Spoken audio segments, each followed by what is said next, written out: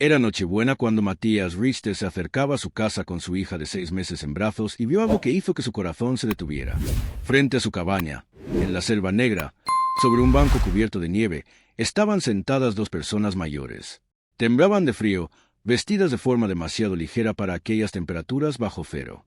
El hombre tenía claramente más de 70 años. La mujer parecía aún más frágil. Matías no dudó ni un segundo. Los hizo pasar a la casa, encendió la chimenea y preparó algo caliente. No sabía quiénes eran y no preguntó. Lo que no podía imaginar era que aquella pareja no estaba allí por casualidad. El hombre se llamaba Robert Harman, un multimillonario que poseía la mitad de la región. Y estaba buscando algo que había perdido hacía 30 años. Buscaba al hijo que había abandonado al nacer. Y ese hijo era precisamente Matías, un padre soltero que acababa de salvar a su propio padre de morir congelado, sin saber que estaba salvando a su verdadero padre. Si estás listo para esta historia, escribe en los comentarios desde donde estás viendo este video. Matías tenía 32 años y llevaba una vida que no tenía nada que ver con lo que había soñado en su infancia. Creció en un orfanato en Friburgo, abandonado al nacer por unos padres a los que nunca conoció y de los que no sabía nada. Solo sabía que su madre había muerto durante el parto y que su padre no quiso quedarse con él. Eso fue todo lo que las monjas le contaron cuando preguntó, y dejó de preguntar muy pronto. Fue un niño callado, que prefería la soledad a los juegos con otros, un adolescente introvertido que encontraba refugio en los libros y en el trabajo manual, un joven que aprendió temprano que tendría que arreglársela solo en este mundo, porque nadie vendría a salvarlo. Aprendió el oficio de carpintero en una escuela profesional, hizo prácticas con un viejo artesano del pueblo que le enseñó todo lo que sabía. Abrió un pequeño taller cuando el anciano murió y le dejó sus herramientas y algunos ahorros. Fabricaba muebles a mano por encargo, mesas para familias del pueblo, armarios para hoteles de la región, pequeños objetos para turistas que buscaban algo artesanal. No era rico, vivía mes a mes con lo que ganaba. No tenía grandes ambiciones de éxito ni de fama. Solo quería una vida tranquila, una casa propia y, tal vez algún día, una familia que lo quisiera como nunca lo habían querido a él. La familia llegó de la forma más inesperada. Elena, una turista de Múnich, entró en su taller para reparar un esquí. Primero se convirtió en amiga, luego en amante y después en esposa. Era hermosa, alegre, llena de vida y energía. Era todo lo que Matías nunca había sido. Y quizá por eso se encontraron. Vivieron 3 años felices en la cabaña que Matías había construido con sus propias manos, en un valle aislado donde en invierno la nieve llegaba hasta las ventanas y en verano los prados se llenaban de flores silvestres. Hablaban de hijos, del futuro, de envejecer juntos en aquel paraíso escondido entre las montañas. Entonces Elena quedó embarazada y todo cambió. El embarazo fue difícil desde el principio. Elena se cansaba constantemente, estaba pálida y se preocupaba por el más mínimo dolor. Los médicos hablaban de complicaciones, de la necesidad de reposo y de vigilar la situación. Matías hizo todo lo que pudo. Trabajó menos, la acompañó a cada cita médica, preparó cada comida con cuidado, cumplió cada uno de sus deseos. Pero no fue suficiente. Sofía nació en diciembre, en una noche de tormenta que bloqueó las carreteras e hizo imposible llegar a tiempo al hospital. Nació en la cabaña con la ayuda de una vecina que, por suerte, era una partera jubilada. Nació sana, hermosa, perfecta. Elena no. Las complicaciones tras el parto se la llevaron en pocas horas. Matías sostuvo a su esposa en brazos mientras se iba, mientras la vida la abandonaba gota a gota, y él no podía hacer nada para salvarla. Lo último que hizo Elena fue mirar a Sofía y sonreír. Desde ese día, Matías se convirtió en padre soltero a los 32 años, con una recién nacida completamente dependiente de él, sin una sola persona en el mundo que pudiera ayudarlo. 6 meses habían pasado desde la muerte de Elena y Matías aún estaba aprendiendo a vivir sin ella. Cada día era una lucha contra el dolor y el agotamiento. Cada noche, una pesadilla tras la cual despertaba buscándola a su lado, solo para encontrar el vacío. Sofía lloraba, tenía hambre. Había que cambiarla, mecerla, calmarla, y él siempre estaba solo para cuidarla. No se quejaba. Jamás habría renunciado a su hija. Ella era todo lo que le quedaba de Elena, y la amaba con una fuerza que nunca había imaginado. Pero estaba cansado. Tan cansado que a veces no podía recordar cuándo había dormido por última vez, cuando había comido una comida caliente, cuando había tenido aunque fuera un minuto para sí mismo. El invierno llegó al valle trayendo una fuerte ventisca que en pocas horas cubrió todo con un manto blanco. Los copos caían densos y silenciosos, convirtiendo el paisaje en una postal perfecta que ocultaba el frío mortal de aquella noche. Matías fue al pueblo a comprar leche para Sofía y algunos productos para la festividad, dejando a la pequeña unas horas con la vecina. Era la única persona en la que podía confiar. Una mujer llamada Rosa, que vivía en la cabaña más cercana, a 20 minutos a pie. Al regresar a casa, con Sofía dormida en el portabebés bajo su chaqueta caliente, vio a dos personas mayores frente a su cabaña. Estaban sentadas en el banco de madera que él mismo había construido, el mismo en el que en verano contemplaba el atardecer sobre las montañas. Al principio pensó que eran viajeros perdidos, turistas que se habían desviado del camino, pero al acercarse comprendió que la situación era grave. El hombre estaba pálido, temblaba con fuerza, los labios casi azules por el frío. La mujer no estaba mucho mejor. Se apoyaba en su marido como si no pudiera mantenerse en pie sola. Matías no dudó ni un segundo. Los hizo entrar en la cabaña, los sentó frente a la chimenea que, por suerte, aún estaba encendida, les trajo mantas, té caliente, todo lo que pudiera ayudar a calentarlos. El hombre se presentó como Robert, la mujer como María. Dijeron que su coche se había averiado en la carretera de montaña, que habían caminado durante horas buscando ayuda y que no habían encontrado a nadie hasta llegar a aquella cabaña aislada. Matías no hizo preguntas.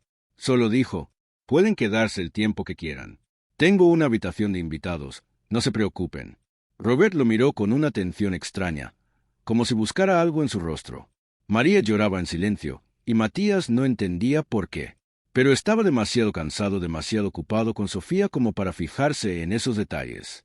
Aquella noche, mientras la nieve seguía cayendo y el viento aullaba alrededor de la cabaña, 4 personas dormían bajo el mismo techo sin saber que sus vidas estaban unidas por un secreto que pronto saldría a la luz.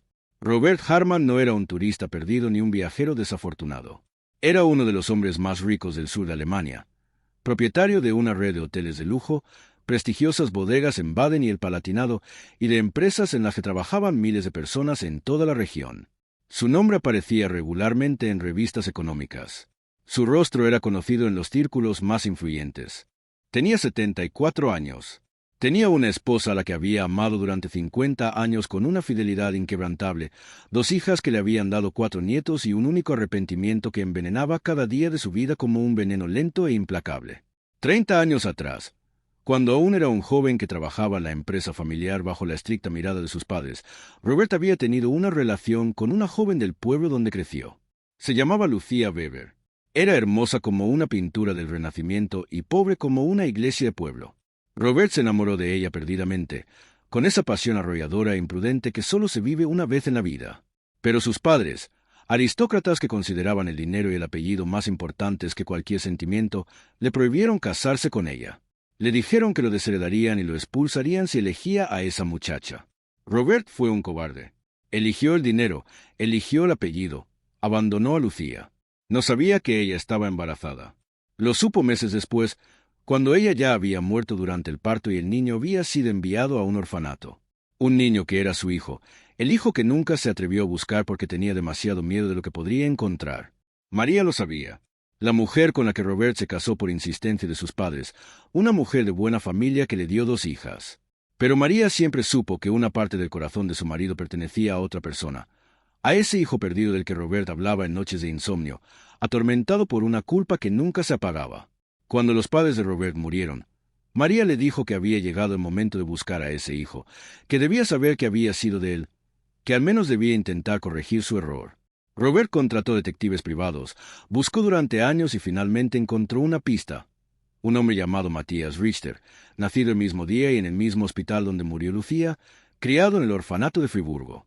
Viajaron a la Selva Negra para encontrarlo, para verlo desde lejos, para decidir si tendrían el valor de hablarle. El coche realmente se averió. La tormenta realmente los tomó por sorpresa. Pero que acabaran justo frente a la cabaña de Matías no fue una coincidencia. El destino, o quizá algo más, los había llevado hasta allí. Y cuando Robert vio a Matías por primera vez, cuando observó a aquel joven con su hija en brazos, lo supo de inmediato. Esos ojos eran los suyos. Aquella sonrisa era la sonrisa de Lucía. Aquel hombre era su hijo. No había dudas. Pero, ¿cómo decírselo? ¿Cómo confesar 30 años de abandono, cobardía y silencio? ¿Cómo pedir perdón por lo imperdonable? Los días pasaban y Robert y María no se marchaban. La carretera sigue bloqueada por la nieve, decían. El coche aún está en el taller del pueblo, decían. Pero la verdad era que Robert no podía alejarse de esa cabaña, de ese hijo que acababa de encontrar tras toda una vida de búsqueda y arrepentimiento. Observaba cómo Matías cuidaba de Sofía con una entrega que le rompía el corazón cada vez. Veía lo cansado que estaba, lo solo que estaba, cuánto necesitaba una ayuda que nunca llegaba. Lo veía levantarse 3 veces por noche por la niña. Lo veía trabajar en el taller con los ojos enrojecidos por la falta de sueño. Lo veía cocinar, limpiar, hacerlo todo solo, sin pedir jamás nada a nadie. Y se odiaba a sí mismo por no haber estado allí antes, por todos esos años en los que Matías creció sin familia mientras se vivía rodeado de lujo y comodidad en su mansión, atendido y halagado por quienes lo rodeaban. María, por su parte, se encariñó con Sofía de una manera que la sorprendía incluso a ella. La mecía durante horas, cantándole las mismas canciones de cuna que había cantado a sus hijas tantos años atrás, observando cómo dormía con aquel rostro perfecto y sereno. ¿Te está gustando esta historia? Dale like y suscríbete al canal. Y ahora, continuemos con el vídeo. Era su nieta, cuya existencia desconocía, y María sentía crecer dentro de ella un amor que nunca había sentido ni siquiera por sus propias hijas. Matías comenzó a notar algo extraño en el comportamiento de sus huéspedes. La ropa era demasiado elegante para simples turistas. Las manos, demasiado cuidadas para personas que supuestamente habían caminado horas por la nieve. Y la forma en que Roberto miraba, con aquella atención casi dolorosa, le provocaba inquietud. Una noche, mientras María acostaba a Sofía, Matías se dirigió directamente a Robert. Le preguntó quién era en realidad, por qué estaba allí, qué quería de él. Robert dudó durante mucho tiempo. Las palabras se le quedaron atrapadas en la garganta, las lágrimas amenazaban con brotar. Y entonces, por fin, habló. Lo contó todo. La historia de Lucía, el amor prohibido, la decisión cobarde. Habló del orfanato, de las investigaciones, del descubrimiento. Dijo que era su padre. El padre que lo había abandonado. El padre que, tras 30 años de silencio, había venido a buscarlo. Matías escuchó en silencio. Su rostro no mostró ninguna emoción, pero dentro de él se desataba una tormenta. Durante toda su vida había soñado con saber quiénes eran sus padres, porque lo habían abandonado si alguna vez lo habían amado. Y ahora tenía las respuestas, y no sabía si eran mejores o peores que la ignorancia. Su padre era un hombre rico que lo había abandonado por dinero. Su madre, una mujer pobre que había muerto para darle la vida. Él era el hijo de un amor imposible, sacrificado en el altar de la ambición y la conveniencia. No gritó, no lloró, no echó a Robert de su casa. Solo dijo que necesitaba tiempo, que no sabía qué sentía, que debía pensar en todo lo que había escuchado. Robert aceptó y comprendió que eso ya era más de lo que merecía. Las semanas siguientes fueron las más difíciles en la vida de Matías, incluso más duras que las que siguieron a la muerte de Elena. Robert y María regresaron al valle cuando la carretera fue despejada, dejándole un número de teléfono en una elegante tarjeta de visita y una carta de 10 páginas. Una carta en la que Robert lo contaba todo desde el principio, con palabras arrancadas del corazón, pidiendo perdón, explicando sus motivos sin justificarlos. Prometía respetar cualquier decisión de Matías, incluso si esa decisión era no volver a verlo jamás. Matías leyó esa carta decenas de veces, en distintos días y a distintas horas, intentando comprender qué sentía realmente. Había rabia, por supuesto, mucha rabia acumulada durante todos los años de soledad en el orfanato, por todas las veces que lloró de niña en la cama preguntándose por qué sus padres no lo querían, porque todos los demás tenían mamá y papá y él no. Había dolor, un dolor antiguo que esta revelación despertó con nueva fuerza, después de que Matías creyera haberlo enterrado para siempre. El dolor del niño abandonado que nunca sanó del todo, que solo se ocultó bajo capas de autosuficiencia y resignación. Pero había algo más, algo que Matías no esperaba encontrar. Al mirar a Sofía dormida en la cuna, pensaba en qué habría hecho en el lugar de Robert. Es fácil juzgar, fácil condenar, pero sabía lo difícil que es resistir la presión de la familia, las expectativas ajenas, el miedo a perderlo todo. Robert había sido un cobarde, eso era cierto, pero también era un hombre que había cargado con ese arrepentimiento durante 30 años, que nunca se había perdonado y que, finalmente, había encontrado el valor para buscar a su hijo y decir la verdad. Un mes después de aquella Nochebuena, Matías tomó el teléfono y llamó a Robert. Le dijo que aún no lo perdonaba, que todavía no, pero que estaba dispuesto a intentarlo. Le dijo que podía visitarlo, que podía conocer a su nieta, que podían intentar construir algo, aunque fuera demasiado tarde para recuperar todo lo que se había perdido. Robert lloró al otro lado del teléfono como no había llorado desde la infancia. María lloraba a su lado, sosteniéndole la mano. Desde ese día, todo empezó a cambiar. Robert y María comenzaron a subir a las montañas cada fin de semana. Traían regalos para Sofía, que al principio Matías rechazaba, pero que luego aceptaba al ver la alegría de la niña. Robert ayudaba a Matías en el taller, aprendiendo por fin a hacer con sus propias manos cosas que un empresario nunca había sabido hacer. María cuidaba de Sofía para que Matías pudiera descansar, trabajar, tener algunas horas para sí mismo. No era una familia común, no era lo que ninguno de ellos había imaginado, pero era algo, y era más de lo que Matías había tenido jamás. Un año después de aquella Nochebuena, Matías observaba cómo su hija daba sus primeros pasos en la sala de la cabaña. Sofía, con los ojos azules de su madre Elena y una sonrisa completamente heredada de su padre, era una niña feliz que reía mucho y lloraba poco. Estaba rodeada de más amor del que Matías jamás creyó posible, sin saber cuán difícil había sido el camino para llegar hasta allí. Robert y María estaban sentados en el sofá junto a la chimenea, aplaudiendo cada paso inseguro de su nieta con un entusiasmo que hacía sonreír a Matías. Ambos habían envejecido durante ese año. El cabello se había vuelto más blanco, las arrugas más profundas, pero parecían más serenos, más ligeros, como si la carga que habían llevado durante décadas finalmente hubiera sido retirada de sus hombros. La cabaña había cambiado. Juguetes esparcidos por el suelo, fotografías familiares en las paredes, una cuna en la habitación de Matías que pronto sería reemplazada por una camita infantil. Allí había vida donde antes solo había supervivencia. Había calor donde antes solo existía el frío de la soledad. Matías aún no llamaba papá a Robert. Quizá nunca lo haría.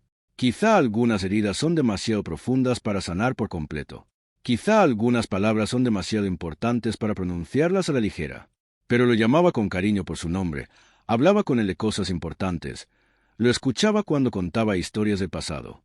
Construyeron una relación extraña e imperfecta, tejida de silencios cargados de emoción y de pequeños gestos cotidianos, de lo no dicho y de lo hecho, que valía más que 1000 palabras. Robert le ofreció dinero a Matías, mucho dinero, como se podía comprar el perdón que no podía obtener de otra forma. Matías se negó. Dijo que no quería su dinero, que no era eso lo que buscaba. Solo quería saber quién era, de dónde venía, a quién se parecía. Quería respuestas a las preguntas que se había hecho toda la vida. Robert le dio todas las respuestas. Le habló de Lucía, de su belleza, de su valentía, de su amor. Le mostró las únicas fotografías que conservaba. Fotografías que Matías observaba durante horas, intentando encontrar a su madre en aquellos rasgos desvaídos. Le habló de la familia Harman, de los antepasados, de las tradiciones.